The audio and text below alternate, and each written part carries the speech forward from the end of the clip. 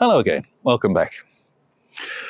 This week I want to talk about change in its broadest sense. I was surprised, I suppose, when I can't remember which book it was. It was a book about the pre-Jurassic life forms on Earth.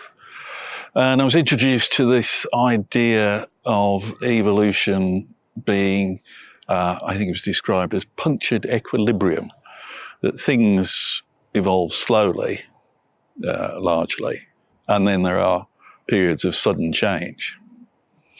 Now, here's a sudden change in mindset anyway.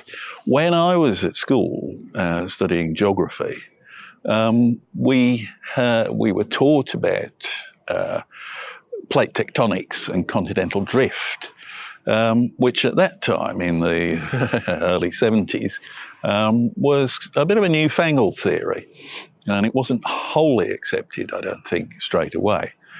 But we were also looking at historical climate data, which suggested at that time that what we had to worry about mainly was a new ice age. Now, it's interesting that this was the early 70s because I did see a graph, and I think it was one of those graphs that should be made available more widely because it removed from my mind any lingering doubts I had about anthropomorphic climate change. It was a graph of CO2 content in the atmosphere, which ran along with minor variations for centuries until about the early 70s, when suddenly it starts to take off, and it has risen exponentially. And we know, of course, that that is a problem for the weather. We've seen many more extreme weather events. And it's leading to more aggressive, more vociferous calls for something to be done. And of course, the chemical industry is right in the middle of that because it is seen by many as being part of the problem. I think the chemical industry's task now is to convince the public that the chemical industry is actually part of the solution. But to do that will mean a change, and a big change.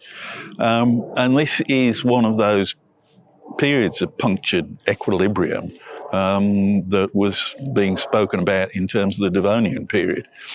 And we have seen already a lot of discussion about future fuel. How is society going to operate if we have to decarbonise? Because that's the main target. Take carbon out of the equation. We can build more trees, but that's probably a temporary solution because they die anyway and rot and give that carbon back off into the biosphere. But there are alternatives, and they all rely at some point on cheap electricity from renewable sources.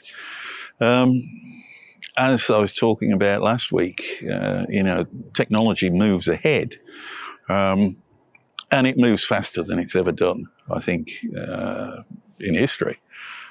So I'm hopeful that we will come up with solutions to that and make cheap electricity, cheap, clean electricity available for all. But in the meantime, those of you who work in the chemical supply chain are going to have to get used to meeting a different type of demand. Ideally, that will include alternative liquid fuels, which will be able to use the same supply chain infrastructure. But I wouldn't bank on that being the case. And certainly, and we've seen this with the IMO 2020 rule, there's a lot of work still needs to go in to make sure that the infrastructure is fit for purpose in the future, whatever that future brings.